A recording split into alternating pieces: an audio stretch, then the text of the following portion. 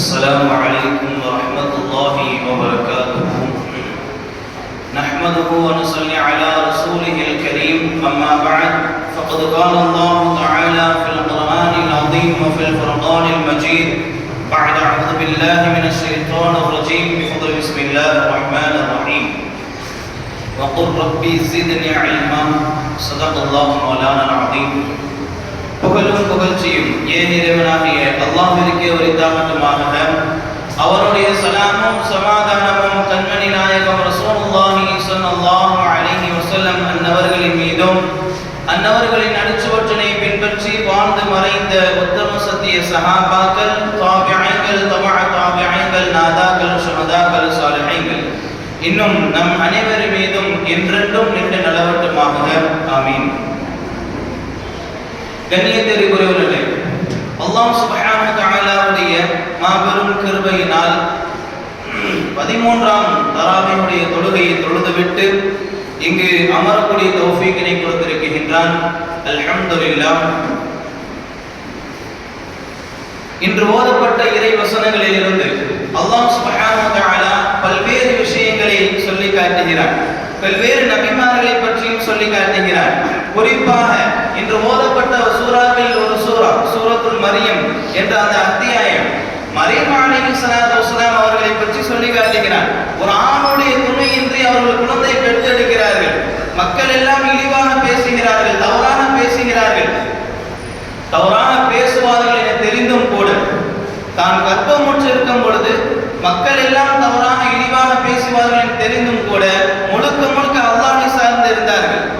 குழந்தை பிறந்ததற்கு பிறகு அவர்கள் என்ன நினைத்தார்களோ அதே போன்று இழிவாக தான் பேசினார்கள் மக்கள் எல்லாம். அந்த நேரத்திலும் கூட மரியம் அலைஹிஸ்ஸலாத்து வஸ்ஸலாம் அவர்கள் பொறுமையாக இருந்தார்கள். முழுக்க முழுக்க அல்லாஹ்வின் பக்கம் சார்ந்தவர்களாக இருந்தார்கள். தவக்குல் முழுவதும் அல்லாஹ்வின் பக்கமாக இருந்தது. என்ன நடந்தது? மரியம் அலைஹிஸ்ஸலாத்து வஸ்ஸலாம் அவர்களுக்கு பிறந்த குழந்தை தான் ஈசா அலைஹிஸ்ஸலாத்து வஸ்ஸலாம் அவர்கள். பிறந்தவுடன் பேசிய குழந்தைகளில் ஒரு குழந்தை தான் ஈசா அலைஹிஸ்ஸலாத்து வஸ்ஸலாம் அவர்கள். அந்த இடத்தில் அல்லாஹ்வுடைய வல்லமையினால் அந்த குழந்தை பேசுகிறது. இந்த சம்பவங்களை எல்லாம் சூரத்துல் மரியம் என்ற அந்த அத்தியாயத்தை அல்லாஹ் சொல்லி காட்டுகிறான். அந்த சூறாவை தான் இன்று ஓதப்பட்டது. அதற்கு பிறகு இருக்கக்கூடிய சூரத்துல் தோஹா, இந்த சூறாவை பற்றி நமக்கு தெரியாத ஒன்றுமல்ல. ஹஜ்ரத் உமர் ரலியல்லாஹு அவர்கள் இஸ்லாத்தை ஏற்றுக்கொண்டது இந்த வசனங்கள் இருந்து ஆரம்பமாக இருக்கக்கூடிய வசனங்களை வைத்துதான். அல்லாஹ் தன்னை பற்றி சொல்லக்கூடிய அந்த வசனங்களை வைத்துதான் உமர் ரலியல்லாஹு அவர்கள் என்ன செய்தார்கள்? இஸ்லாத்திற்குள் வந்தார்கள். இப்படியெல்லாம் படிப்படியாக இருக்கக்கூடிய அத்தியாயங்கள் தான் இன்று ஓதப்பட்டது. அல்லாஹ் இந்த அத்தியாயத்திலிருந்து இன்று ஓதப்பட்ட இந்த இறை வசனத்திலிருந்து அல்லாஹ் ஒரு விஷயத்தை நபியிடத்தில் கேட்க சொல்கிறார். உலகத்தில் எத்தனையோ விஷயங்கள் இருக்கிறது, ஆனாலும் கூட அல்லாஹ் சுப்ஹானஹு வ தஆலா தன்னுடைய நபியை பார்த்து ஒரு விஷயத்தை நீங்கள் என்னிடம் கேளுங்கள், அதை அதிகப்படுத்துவதற்காக வேண்டி என்னிடம் நீங்கள் பிரார்த்தனை செய்யுங்கள் என்பதாக கேட்க சொல்கிறார். அந்த விஷயம் என்னவென்று சொன்னால் கல்வி. அல்லாஹ் தன்னுடைய நபியை பார்த்து சொல்கிறான், வகுர் ரப்பி ஸித்னி இல்மா, நீங்கள் பிரார்த்தனை செய்யுங்கள் என்னிடத்தில், யா அல்லாஹ் என்னிடத்தில் கல்வி அதிகப்படுத்து, எனக்கு கல்வியை அதிகமாக தா என்ற அந்த துஆவை என்னிடத்தில் நீங்கள் பிரார்த்தனையாக கேளுங்கள் என்பதாக அல்லாஹ் சுப்ஹானஹு வ தஆலா சொல்லி காட்டுகிறார். இந்த கல்வியை பற்றி நாம் முதலில் தெரிந்து கொள்ள வேண்டும். நபி ஸல்லல்லாஹு அலைஹி வஸல்லம் அவர்களுக்கு முதலாவதாக இறங்கப்பட்ட இறை வசனம் என்னவென்று சொன்னால், முதல் வசனம் இக்ரா, நீங்கள் ஓதுங்கள், பிஸ்மி ரப்பிக்கல்லதீ ஹலக், படைத்தவனுடைய பெயரை கொண்டு அவனுடைய திருநாமத்தை கொண்டு நீங்கள் என்ன செய்யுங்கள்? ஓத துவங்குங்கள் என்பதாக அல்லாஹ் சொல்லி காட்டுகிறான். இப்படி ஆரம்பமே எதை வைத்து என்று சொன்னால் கல்வியை வைத்துதான் என்பதாக குர்ஆன் நமக்கு சாட்சியாக இருக்கிறது. இந்த கல்வியாளர்கள் ஒரு கல்வியை வைத்து என்ன தகுதி, ஒரு கல்வி இருக்கக்கூடிய மனிதரிடத்தில் என்ன தகுதி இருக்கும், என்னென்ன தகுதி வைத்திருக்கலாம் என்ற விஷயத்தினை குர்ஆன் நமக்கு சொல்லி காட்டுகிறது. அதன் முதலாவது என்னவென்று சொன்னால் கல்வியாளர்களுக்கு ஆளுமை தகுதி இருக்கிறது என்பதை குர்ஆன் நமக்கு சொல்லி காட்டுகிறது. பனி இஸ்ரவேலர்கள் மூசா அலைஹிஸ்ஸலாத்து வஸ்ஸலாம் அவர்களுக்கு பின்னால் வாழ்ந்த அந்த அரசர்களால் மிகவும் நசுக்கப்பட்டார்கள், வேதனைக்குள்ளாக்கப்பட்டார்கள். மூசா இந்த நிலையில் பனு இஸ்ரவேலர்கள் எல்லாம் ஒரு முடிவு செய்தார்கள், நம்முடைய நபியிடத்தில் சென்று ஒரு ஆட்சியாளரை கேட்கலாம் என்று, ஒரு ஆட்சியாளரை கேட்க வேண்டும் என்பதாக முடிவு செய்கிறார்கள். அப்பொழுது மூசா அலைஹிஸ்ஸலாத்து வஸ்ஸலாம் அவர்கள் பிறகு இருந்த நபி யார் என்று சொன்னால் ஷம்பீல் என்ற ஒரு நபி இருந்தார். அந்த நபியிடத்தில் பனு இஸ்ரவேலர்கள் சென்று சொல்கிறார்கள், நாங்கள் அரசர்களால் கொடிய கொடுங்கோல் ஆட்சியினால் நாங்கள் நசுக்கப்படுகிறோம். எங்களை நல்ல முறையில் வழி நடத்துவதற்கு, இந்த கொடுங்கோல் ஆட்சியிலிருந்து நீங்கள் மீட்டெடுத்துவதற்கு ஒரு அரசரை உங்களுடைய அல்லாஹ்விடத்தில் கேட்டு நீங்கள் வாங்குங்கள் என்பதாக ஷம்பீல் என்ற நபியிடத்தில் பனு இஸ்ரவேலர்கள் சொல்லி கேட்கிறார்கள். இந்த நிலையில் ஷம்பீல் நபி என்ன செய்கிறார் என்று சொன்னால் அல்லாஹ்விடத்தில் பிரார்த்தனை செய்கிறார். அல்லாஹ் ஒரு மனிதரை அரசராக அனுப்புகிறார், நபியாக அல்ல, அரசராக. தாலூத் என்ற ஒரு மனிதரை அல்லாஹ் இந்த பனு இஸ்ரவேலர்களுக்கு என்ன செய்கிறார்? அரசராக அனுப்புகிறார். ஆனால் மக்களுக்கு யாருக்கும் விருப்பம் இல்லை. காரணம், அவர் ஒரு ஏழை. அவர்கள் எல்லாம் சொன்னார்கள், இந்த ஆளுமைக்கு தகுதியானவர்கள் நாங்கள் தான், எங்களிடத்தில் செல்வம் இருக்கிறது, அதிக செல்வம் எங்களிடத்தில் தான் இருக்கிறது, அவர் மிகவும் ஏழையாக இருக்கிறார் என்று சொல்லும் பொழுது அந்த ஷம்பீல் நபி சொன்ன அந்த வார்த்தைகளை எல்லாம் குர்ஆன் முழுவதுமாக சொல்லி காட்டுகிறது. அந்த நபி சொன்னார், தாலூத் அந்த அரசரை பார்த்து அவர் எப்படிப்பட்டவர்கள், அல்லாஹ் அவருக்கு என்ன விஷயத்தை கொடுத்திருக்கிறார் என்பதை ஷம்பீல் நபி அந்த பனு இஸ்ரவேலரிடத்தில் சொல்லி காட்டுகிறார். அவர் சொன்னார்கள், قال ان الله اصطفاه عليكم وزاده بسطة في العلم والجسم. அல்லாஹ் தான் தேர்ந்தெடுத்தான். அல்லாஹ் அந்த மனிதருக்கு, தாலூத் என்ற அந்த மனிதருக்கு அதிகம் வலிமையை கொடுத்திருக்கிறார். அதை தொடர்ந்து சொல்கிறார்கள், தாலூத் என்ற மனிதருக்கு அல்லாஹ் கல்வியை கொடுத்திருந்தார். கல்வியும் வலிமையும் அதிகப்படியான முறையில் அந்த நபருக்கு இருக்கிறது. இதை வைத்து அல்லாஹ் தேர்ந்தெடுத்திருக்கிறார். நீங்கள் அது பொருந்தி கொண்டுதான் ஆக வேண்டும் என்பதாக அந்த நபி சொல்லிவிடுகிறார். இதனை அடுத்து அந்த தாலூத் என்ற மனிதர் அந்த படைகளை அனுப்பி எடுத்துக்கொண்டு செல்கிறார்கள். கொடுங்கோல் ஆட்சியை வீழ்த்துவதற்காக வேண்டி, போருக்காக வேண்டி செல்கிறார்கள். செல்கின்ற வழியில் பல சோதனைகளை அல்லாஹ் கொடுக்கிறார். அத்தனை சோதனைகளுக்கும் உள்ளாக்கப்பட்டாலும் தாலூத் என்ற மனிதர், அந்த அரசர் பொறுமையாக இருக்கிறார். ஜாலூத் என்ற மனிதர் தான் கொடுங்கோல் ஆட்சி, அவர்தான் அரசர், கொடுங்கோல் அரசர். அவரையும் அவருடைய படையும் வீழ்த்த வேண்டும், அவர்களை தோற்கடிக்க வேண்டும், அவர்களை கொலை செய்ய வேண்டும். அப்படி செய்தால்தான் இந்த பனு இஸ்ரவேலர்கள் நிம்மதியாக சுபிட்சமான வாழ்க்கையை வாழ முடியும் என்பதற்காக வேண்டிதான் தாலூத் தன்னை படையோடு செல்கிறார்கள். ஜாலூத் என்ற படையை சந்திக்கிறார்கள். சந்தித்து போரிடுகிறார்கள். அந்த போரில் ஜாலூத் என்ற அந்த அரசரை ஒரு இளைஞர் கொலை செய்கிறார். தன்னுடைய வீரத்தை முழுமையாக கொடுத்து ஜாலூத் என்ற மனிதரை, அந்த அரசரை, அந்த கொடுங்கோல் ஆட்சியை முழுவதுமாக சாய்க்கிறார். அந்த இளைஞர் யார் என்று சொன்னால் தாவூத் அலைஹிஸ்ஸலாத்து வஸ்ஸலாம் அவர்கள் தான். அதற்கு முன்னால் வரைக்கும் அவர் நபி கிடையாது, ஒரு சாதாரண ஒரு மனிதர் தான். இதற்கு பிறகுதான் அல்லாஹ் அவருக்கு ஆட்சியை கொடுத்தார். அதை தொடர்ந்து நபியாக அல்லாஹ் ஆக்கினான். ஆட்சியும் நபியும் அதற்கு பிறகுதான் தாவூத் அலைஹிஸ்ஸலாத்து வஸ்ஸலாம் அவர்கள் கொடுத்தார். அல்லாஹ் தன்னுடைய திருமறையில் இவ்வாறு சொல்லி காட்டுகிறான், வகத்தல தாவூத் ஜாலூத். தாவூத் அலைஹிஸ்ஸலாத்து வஸ்ஸலாம் அவர்கள் ஜாலூத்தை கொன்றார்கள். கொன்றதற்கு பிறகு வஅதாஹுல்லாஹுல் முல்க வல் ஹிக்மா, அவருக்கு நாம் அல்லாஹ் கொடுத்த விஷயத்தை சொல்கிறான், அவருக்கு நாம் ஆட்சியை கொடுத்தோம், வல் ஹிக்மா ஞானத்தை, கல்வியை கொடுத்தோம் என்பதாக தாவூத் அலைஹிஸ்ஸலாத்து வஸ்ஸலாம் அவர் கொடுக்கப்பட்ட அந்த விஷயத்தினை அல்லாஹ் சொல்லி காட்டுகிறார். இதற்கு பிறகுதான் தாவூத் அலைஹிஸ்ஸலாத்து வஸ்ஸலாம் ஆட்சியில் வருகிறார். இது நாம் தெரிந்து கொள்ள வேண்டிய விஷயம் என்னன்னு சொன்னால், பனு இஸ்ரவேலுக்கு முதன்மையாக ஒரு படைத்தளபதியாக, ஒரு அரசராக அல்லாஹ் கொடுத்தது ஒரு கல்வி அதிகம் உள்ள ஒரு மனிதரை தான்.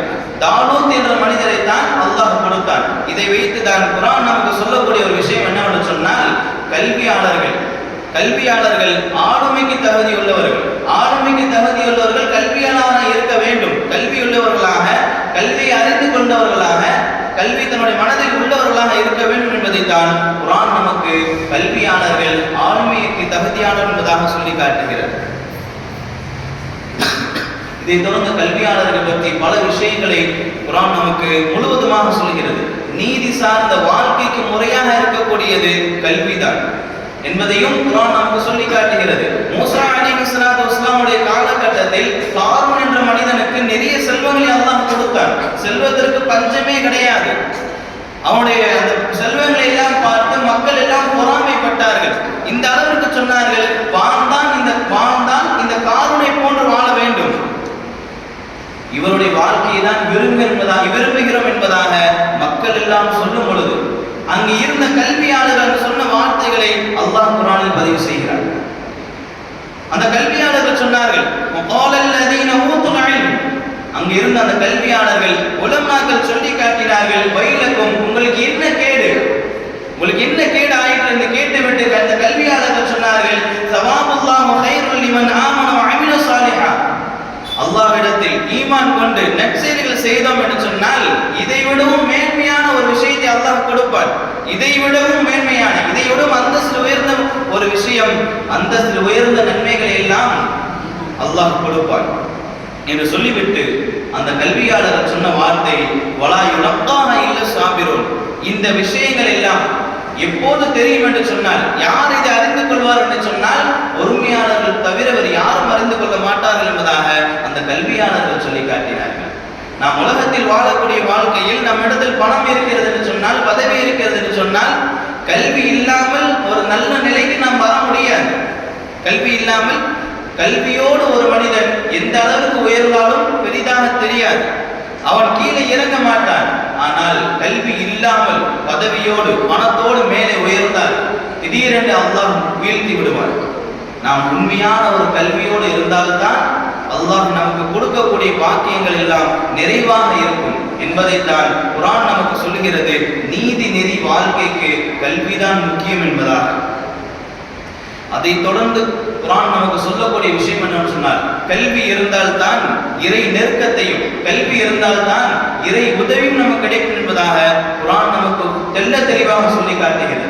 சுலைமான் அலைஹிஸ்ஸலாத்து வஸ்ஸலாம் அவரிடத்தில் அல்லாஹ் கேட்கிறான், உங்களுக்கு ஆட்சி வேண்டுமா அல்லது கல்வி வேண்டுமா என்று கேட்கும் பொழுது சுலைமான் அலைஹிஸ்ஸலாத்து வஸ்ஸலாம் அவர்கள் சொன்னார்கள், எனக்கு கல்விதான் வேண்டும் என்று சொன்னார்கள். அவர்கள் கேட்டதின் காரணமாக, கல்வியை கேட்டதின் காரணமாக சுலைமான் அலைஹிஸ்ஸலாத்து வஸ்ஸலாம் அவர்களுக்கு அல்லாஹ் கல்வியை கொடுத்தான், அதை தொடர்ந்து ஆட்சியும் கொடுத்தான். சுலைமான் அலைஹிஸ்ஸலாத்து வஸ்ஸலாம் அவர்களுக்கு காற்று வசப்பட்டது, ஜின்கள் வசப்பட்டது, பறவைகள் வசப்பட்டது, எல்லா விஷயங்களும் கல்வியை கொண்டுதான் சுலைமான் அலைஹிஸ்ஸலாத்து வஸ்ஸலாம் அவர்களுக்கு கட்டுப்பட்டது. இந்த அனைத்திற்கும் மேலாக என்ன சொல்ல வேண்டும் என்று சொன்னால், சுலைமான் அலைஹிஸ்ஸலாத்து வஸ்ஸலாம் அவர்கள் ஆரம்பத்தில் கேட்ட அந்த கல்விதான். அந்த கல்வியின் காரணமாகத்தான் அல்லாஹ் ஆட்சியையும் கொடுத்தான், அதை தொடர்ந்து கல்வியும் கொடுத்தான். சுலைமான் அலைஹிஸ்ஸலாத்து வஸ்ஸலாமுடைய காலகட்டத்தில் ஹுத்ஹுத் என்ற பறவை, நம்ம எல்லோருக்கும் தெரியும் அந்த பறவை பற்றி. அந்த பறவை ஒரு நாள் காணவில்லை. சுலைமான் அலைஹிஸ்ஸலாத்து வஸ்ஸலாம் அவர்கள் சொல்லுகிறார்கள், அந்த பறவை வந்தால் நான் கொன்று விடுவேன், அதை நான் அறுத்து விடுவேன் என்பதாக சொல்லுகிறார்கள். சுலைமான் அலைஹிஸ்ஸலாத்து வஸ்ஸலாம் இடத்தில் அந்த ஹுத்ஹுத் பறவை வருகிறது. வருகை தந்து சொன்னது, நான் சபா நாட்டில் இருந்து வருகிறேன், அந்த நாட்டில் ஒரு பெண் தான் ஆட்சி செய்கிறார் என்று சொல்லிவிட்டு அந்த சொல்லக்கூடிய அந்த வசனங்களை எல்லாம், சொல்லக்கூடிய அந்த வார்த்தைகளை எல்லாம் குர்ஆன் தெள்ள தெளிவாக சொல்லுகிறது. அந்த ஹுத்ஹுத் பறவை சொன்னது, வஜத்துஹா வ கௌமஹா யஸ்ஜுதூன லிஷம்ஸி மின் தூனில்லாஹ், அவர்கள் அல்லாஹ்வை விட்டு சூரியனை என்ன செய்கிறார்கள், வணங்குகிறார்கள், சூரியனுக்கு சஜதா செய்கிறார்கள். அவர்களும் அந்த பெண்ணும் அந்த கூட்டமும் சூரியனுக்கு வணக்கம் செய்கிறார் என்பதாக அந்த பறவை சொன்னது. இதனை தொடர்ந்துதான் சுலைமான் அலைஹிஸ்ஸலாத்து வஸ்ஸலாம் அவர்கள் என்ன செய்தார்கள், கடிதத்தை எழுதுகிறார்கள், தஅவத்துடைய பணியை மேற்கொள்கிறார்கள். அந்த கடிதத்தை படித்துவிட்டு அந்த ராணி, அந்த சபா நாட்டை ஆட்சி செய்யக்கூடிய அந்த பெண் யார் என்று சொன்னால் பல்கிஸ் ராணி, இஸ்லாத்தை ஏற்றுக்கொள்கிறார்கள். அதனை தொடர்ந்து அந்த பல்கிஸ் ராணி சொல்கிறார்கள், நான் சுலைமான் அலைஹிஸ்ஸலாத்து வஸ்ஸலாமை சந்திக்க வேண்டும் என்பதாக. இந்த நிலையில் சுலைமான் அலைஹிஸ்ஸலாத்து வஸ்ஸலாம் அவர்கள் தன்னுடைய மக்களிடத்தில் சொல்கிறார்கள், இந்த பல்கிஸ் ராணி இங்கே வர இருக்கிறார்கள், அவர்கள் வருவதற்கு முன்பதாகவே என்ன செய்ய வேண்டும், அவருடைய அந்த சிம்மாசனம், அவருடைய அந்த அரண்மனை இங்கே கொண்டு வந்து விட வேண்டும். சாத்தியம் இல்லாத ஒரு விஷயம். இருந்தாலும் சுலைமான் அலைஹிஸ்ஸலாத்து வஸ்ஸலாம் அவர்கள் கேட்கிறார்கள். கேட்கும் பொழுது அவர்களுக்கு ஜின்களும் வசப்பட்டது. அதையெல்லாம் அல்லாஹ் குர்ஆனில் தெளிவாக சொல்கிறார். இஃப்ரீத் என்ற ஒரு ஜின் சுலைமான் அலைஹிஸ்ஸலாத்து வஸ்ஸலாம் அவர்கள் சொல்கிறது, நீங்கள் உங்களுடைய இடத்தை விட்டு எந்திருப்பதற்கு முன்னாது, நீங்க எழுவதற்கு முன்பதாகவே நான் என்ன செய்து விடுவேன்,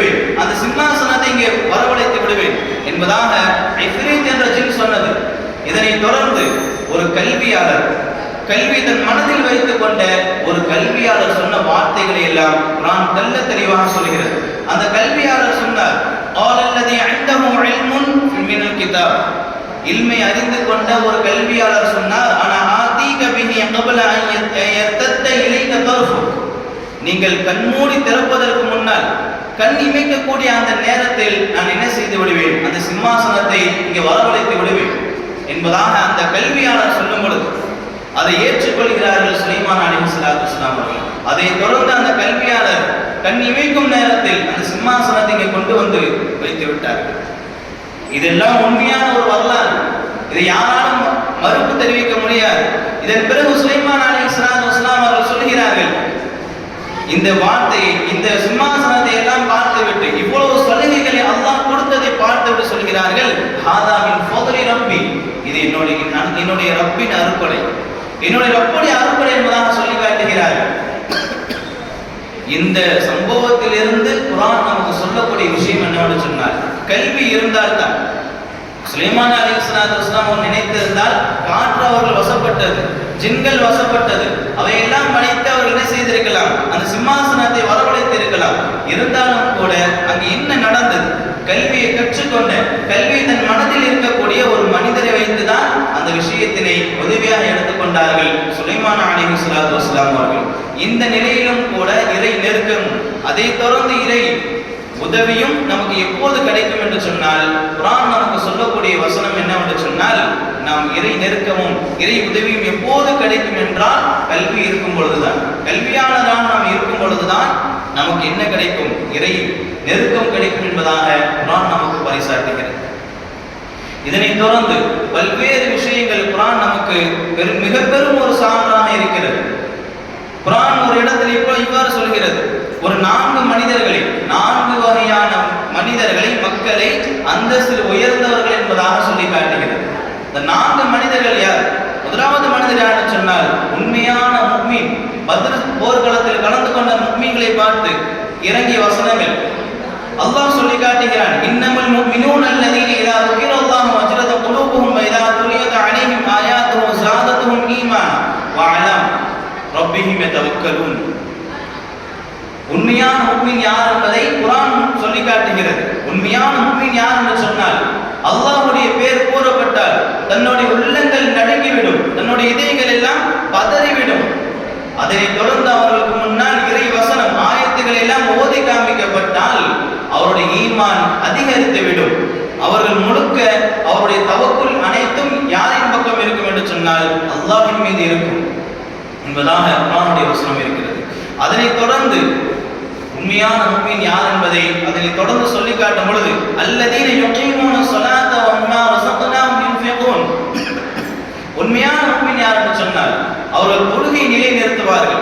அதனை தொடர்ந்து தனக்கு வழங்கப்பட்ட பொருளாதாரத்திலிருந்து மக்களுக்கு, ஏழை எளியவர்களுக்கு என்ன செய்வார்கள், செலவு செய்வார்கள். இவர்களில் தான் உண்மையான முஃமின்கள் என்பதை அதன் தொடர்ந்து அல்லாஹ் சொல்லக்கூடிய வார்த்தை, உலாயிக ஹுமுல் முஃமினூன ஹக்கா, இவர்கள் ஹக்கான முஃமின்கள், இவர்களுக்கு நாளை மறுமையில் மிகப்பெரிய ஒரு அந்தஸ்து இருக்கிறது என்பதாக அல்லாஹ் சொல்லி காட்டுகிறார். உண்மையில் அதுதான். ஒரு உண்மையான முஃமின் யார் என்று சொன்னால், அல்லாஹ்வுடைய பேர் கூறப்பட்டால் அவருடைய உள்ளத்தில் ஏதாவது ஒரு சின்ன ஒரு நடுக்கம் ஏற்படணும், ஒரு பதற்றம் ஏற்பட வேண்டும். அதை தொடர்ந்து ஆயத்துகள் வசனங்களை ஓதி காண்பிக்கப்பட்டால் அவருடைய ஈமான் அதிகரித்து விட வேண்டும். அதனை தொடர்ந்து தொழுகை நிலைநிறுத்த வேண்டும். தனக்கு கொடுக்கப்பட்ட பொருளாதாரத்திலிருந்து மக்களுக்கு செலவு செய்ய வேண்டும். இப்படியெல்லாம் இருந்தோம் என்று சொன்னால் உண்மையான முஃமின் என்பதாக இந்த உலகத்தில் பேர் சொல்லப்பட்டு நாளை மறுமையில் மிகப்பெரிய அந்தஸ்து இருக்கிறது என்பதாக குர்ஆன் நமக்கு சொல்லி காட்டுகிறது. இரண்டாவது யாரை குர்ஆன் அந்தஸ்து உடையவர்கள் என்று சொன்னால், ஜிஹாது செய்வர்கள், அறப்போரில் சென்று தன்னுடைய உயிரை துணிச்சலாக துச்சமாக எண்ணி இஸ்லாம் தான் முக்கியம், ஈமான் தான் முக்கியம் என்று சொல்லி தன் உயிரை மாய்த்து கொண்டவர்கள் போரில் சென்று ஷஹீதான அந்த ஷஹீதர்கள் தான் அந்தஸ்தில் உயர்ந்தவர் என்பதாக குர்ஆன் சொல்லி காட்டுகிறது. எந்த அளவுக்கு சொல்லுங்க என்று சொன்னால், ஃபضلல்லாஹு முஜாஹிதீன பிஅம்வாலிஹிம் வ அன்ஃபுஸிஹிம் அலல் காஇதீன தரஜா.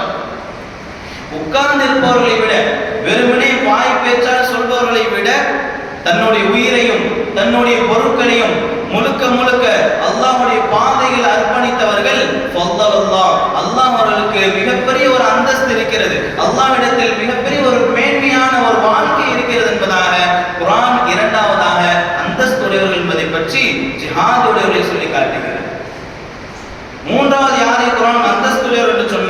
நல்லோர்கள் சாலிஹீன்களை குர்ஆன் அந்தஸ்துடையவர்கள் நாளை மறுமையில் மிகப்பெரிய அந்தஸ்து அவர்கள் இருக்கிறது என்பதாக குர்ஆன் சான்றாக சொல்லி காட்டுகிறது.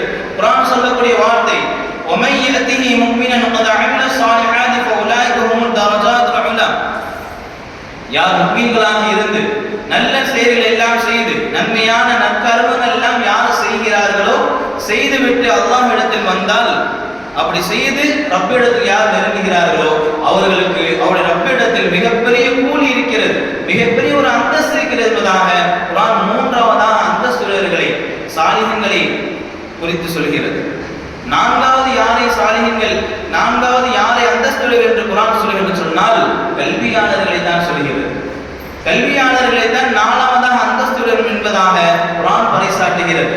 குர்ஆனுடைய ஆயத் இவ்வாறு இருக்கிறது, யர்ஃபஉல்லாஹு அல்லதீன ஆமனூ மின்கும் வல்லதீன ஊதுல் இல்ம தரஜாத்.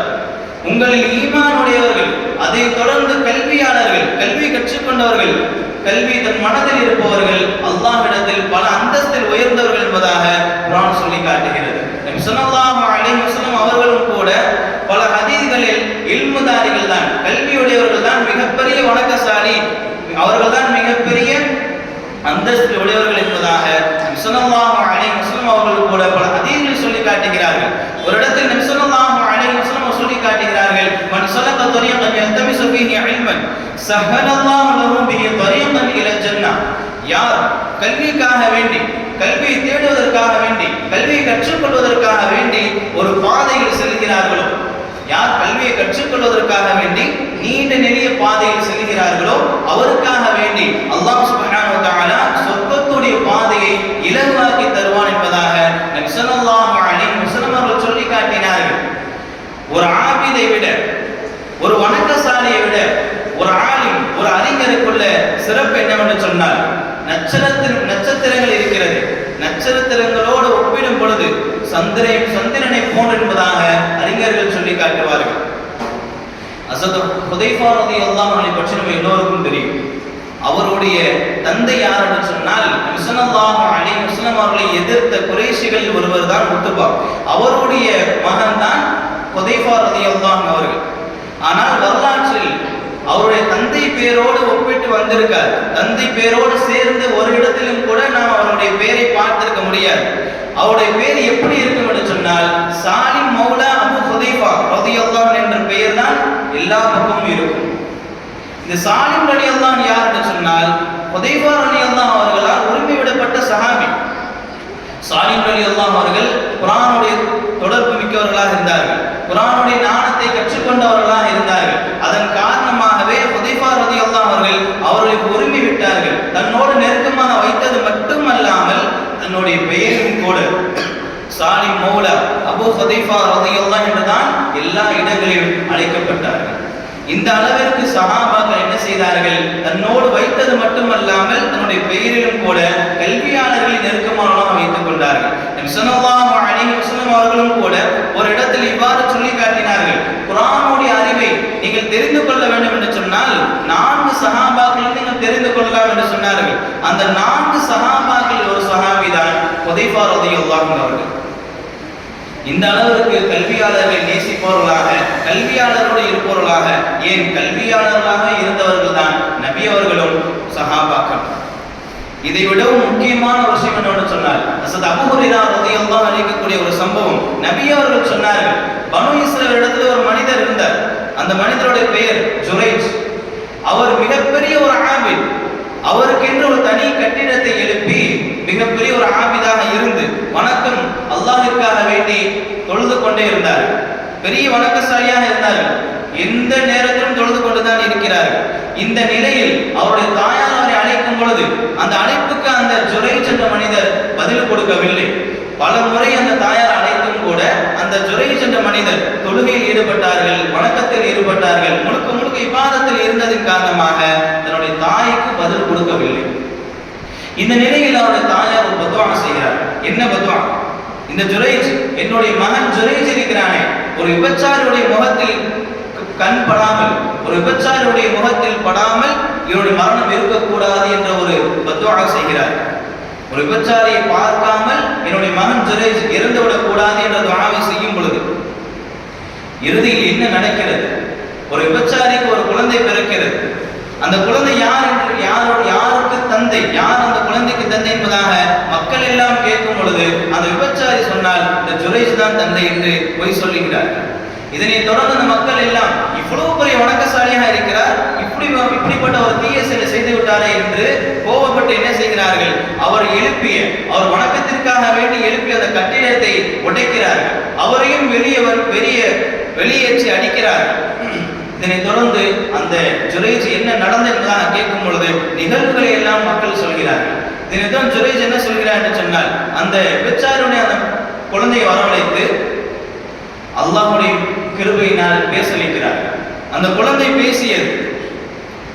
அந்த குழந்தை இடத்தில் அந்த ஜுரைஜ் கேட்கிறார், உன்னுடைய தந்தை யார் என்று கேட்கும் பொழுது அந்த குழந்தை சொன்னதை, இந்த ஆட்டு இடையினுடைய இந்த பையன் தான் என்னுடைய தந்தை என்பதாக சொல்கிறார். இதனை தொடர்ந்து அந்த மக்கள் எல்லாம் அந்த ஜுரைஜ் இடத்தில் மன்னிப்பு கேட்கிறார்கள். இந்த சம்பவத்தை, இந்த நிகழ்வுகளை நபி ஸல்லல்லாஹு அலைஹி வஸல்லம் முழுமையாக சொல்லிவிட்டு இறுதியில் சொல்கிறார்கள், ஜுரைஜ் ஒரு ஆபிதாக இருந்தது மட்டுமல்லாமல் ஒரு ஆலிமாக, ஒரு இல்மை கற்றுக்கொண்ட ஒரு அறிஞராக இருந்திருந்தால் தன்னுடைய தாயாருக்கு பதில் கொடுத்திருப்பார் என்பதாக நபி ஸல்லல்லாஹு அலைஹி வஸல்லம் அவர்கள் சொல்லி காட்டினார்கள். ஏன் என்று சொன்னால், அன்றைய காலகட்டத்தில் அவ்வளவு பெரிய ஒரு கட்டுப்பாடுகளும், தொழுகையில் பேசக்கூடாது என்ற ஒரு முக்கியமான ஒரு கட்டுப்பாடு அந்த நேரத்தில் கடமையாக்கப்படவில்லை. இந்த அறிவு, இந்த மார்க்க அறிவு அந்த ஜுரைஜிடத்தில் இல்லாததின் காரணமாகத்தான் தன்னுடைய தாய்க்கு பதில் கொடுக்கவில்லை என்பதாக நபி ஸல்லல்லாஹு அலைஹி வஸல்லம் அவர்கள் சொல்லி காட்டினார்கள். இப்படி எல்லா வகையிலையும் கல்விதான் முக்கியம் என்பதை குர்ஆனும் ஹதீஸும் வரலாற்று அந்த சம்பவங்களும் நமக்கு முன்னுதாரணமாக இருக்கிறது. அந்த வகையில் நாம் என்ன செய்ய வேண்டும், அல்லாஹ்விடத்தில் அதிகம் நாம் கேட்க வேண்டும். கேட்கக்கூடிய துஆ என்னன்னு சொன்னால், ரப்பி ஸித்னா இல்மா, யா அல்லாஹ் எனக்கு கல்வி அறிவை, அந்த கல்வி ஞானத்தை அதிகப்படுத்தி தருவாயாக என்ற துஆவை நாம் அதிகம் ஓத வேண்டும். வல்லல்லாஹ் ரஹ்மான் தௌஃபீக் செய்வானாக, கல்வி அதிகப்படுத்தி தருவானாக. அந்த கல்வியினால் நாளை மறுமையில் சுற்றமான ஒரு வாழ்க்கை அடையக்கூடிய தௌஃபீக்கை நம் அனைவருக்கும் தந்தர் புரிவானாக. வாஹிரு தஅவானா அல்ஹம்துலில்லாஹி ரப்பில் ஆலமீன். அஸ்ஸலாமு அலைக்கும் வரஹ்மத்துல்லாஹி வபரகாத்துஹு. சுப்ஹானல்லாஹி வபிஹம்திஹி, சுப்ஹானல்லாஹி வபிஹம்திஹி, அஷ்ஹது